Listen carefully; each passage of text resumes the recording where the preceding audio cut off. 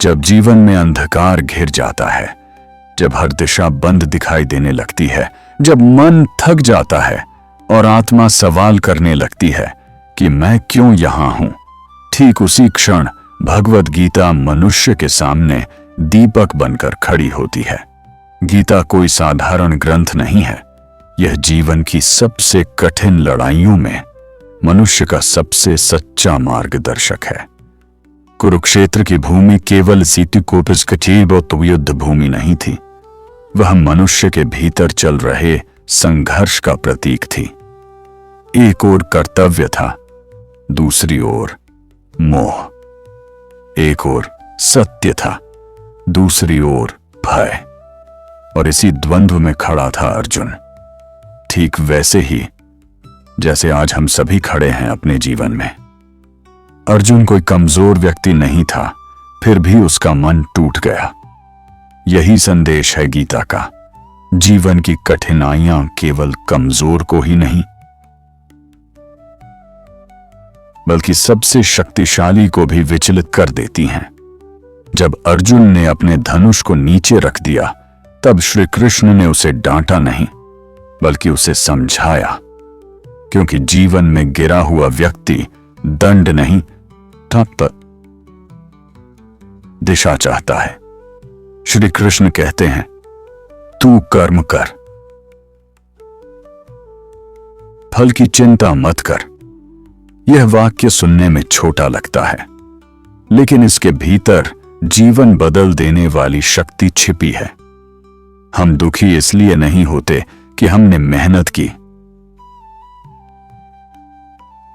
बल्कि इसलिए होते हैं क्योंकि हमने उम्मीद को अपनी खुशी का आधार बना लिया।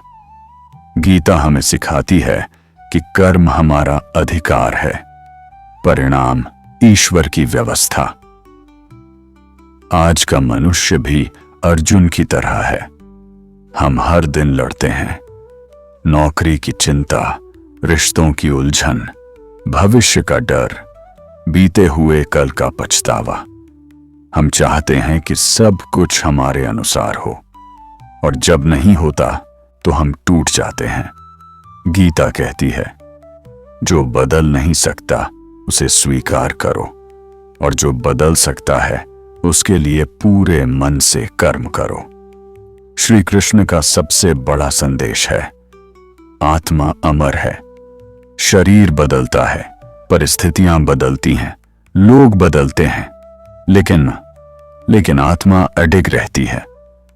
जब हम यह समझ जाते हैं, तब मृत्यु का भय, असफलता का डर और अपमान का बोझ अपने आप हल्का हो जाता है।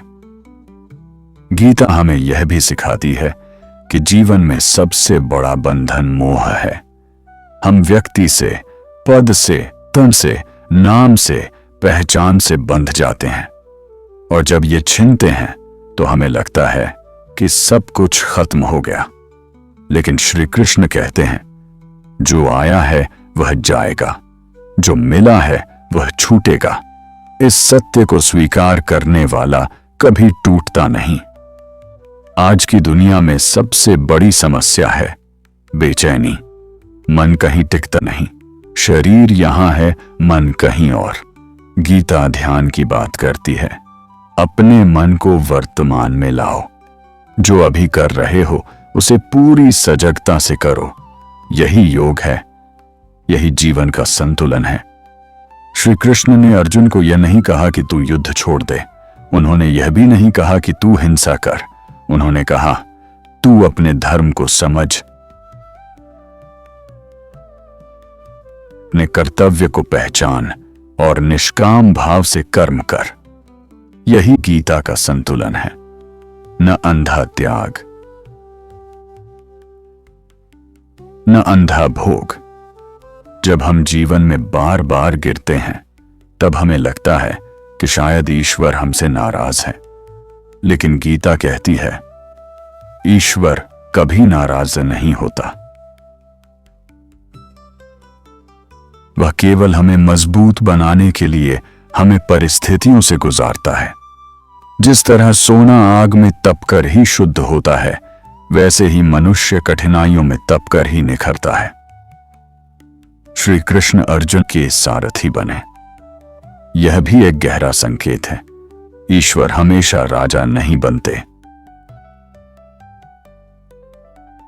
कई बार वे हमारे जीवन की गाड़ी चलाने वाले सारथी बनते हैं। वे हमें दिशा देते हैं, लेकिन निर्णय हमें ही लेने होते हैं। गीता यह नहीं कहती कि रोना गलत है, बल्कि यह कहती है कि रोकर उठ जाना ही जीवन है। अर्जुन रोया, डगमगाया, लेकिन अंत में उठा और लड़ा। यही प्रेरणा है हमारे लिए। गिरो, लेकिन वहीं बैठ मत जाओ।